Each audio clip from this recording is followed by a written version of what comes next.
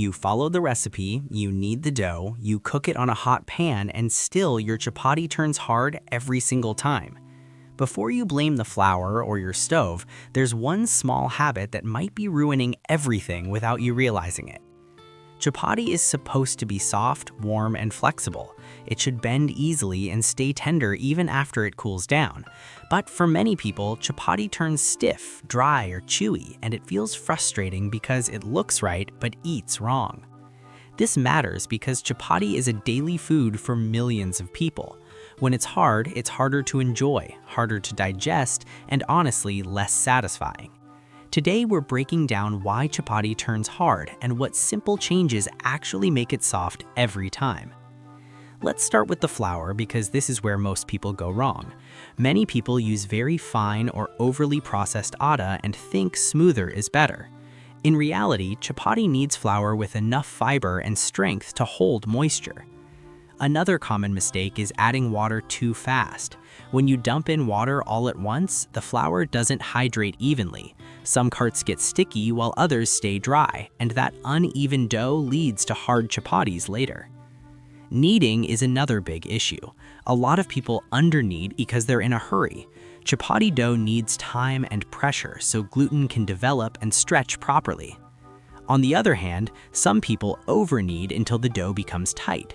Tight dough fights back when you roll it and shrinks on the pan. That tension turns into hardness after cooking. Now let's talk about resting the dough, which is often skipped. Resting isn't optional. It gives the flour time to absorb water fully and lets the gluten relax. Even 10 to 15 minutes of rest can change everything. Covered dough becomes smoother, softer, and easier to roll. Without rest, you're almost guaranteed a hard result. Rolling technique also matters more than people think. Pressing too hard or rolling unevenly creates thick and thin spots.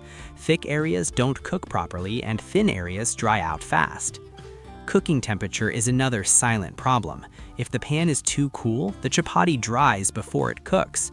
If it's too hot, it burns outside before puffing inside. The pan should be hot enough that the chapati cooks quickly, but not so hot that it turns stiff. You should see bubbles forming within seconds, not minutes. Now let's talk about oil, which many people avoid. A tiny bit of oil in the dough helps trap moisture. We're not talking about greasy dough, just a teaspoon for softness. Skipping oil completely can make chapati dry faster, especially after it cools. This is why chapatis often feel harder a few minutes after cooking. Another mistake is cooking chapati too long. Once it's done, keeping it on heat keeps pulling moisture out. That's like over-toasting bread until it turns tough. Storage plays a role too. Leaving chapatis uncovered lets steam escape. Steam is moisture, and moisture is softness. Stacking hot chapatis and covering them with a clean cloth helps trap steam. This keeps them soft much longer, even without butter. Now here's something many people don't realize. The water temperature matters. Slightly warm water hydrates flour better than cold water. Cold water slows hydration and makes dough harder to knead. Warm water helps the dough come together smoothly and stay elastic. Your rolling surface can even make a difference. Too much dry flour while rolling adds extra dryness to the dough. That dry flour cooks onto the chapati and stiffens it. Using just enough flour to prevent sticking is key. Shake off excess flour before placing chapati on the pan. Timing also matters too. Letting rolled chapati sit too long before cooking dries it out. Once rolled, it should go straight onto the pan. Even the type of pan matters. Heavy pans hold heat better and cook chapati evenly.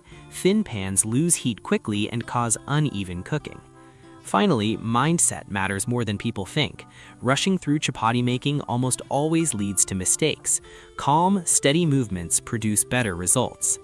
Here's the big reveal most people miss. Chapati doesn't turn hard because of one big mistake. It turns hard because of small dryness at every step.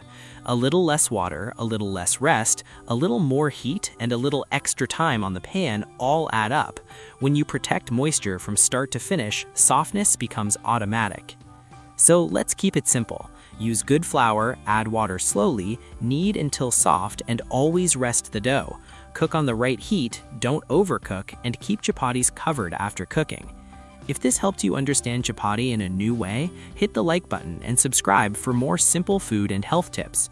Drop a comment and tell me which step you think you've been skipping. And here's my question for you. Do your chapatis turn hard right away or only after they cool down?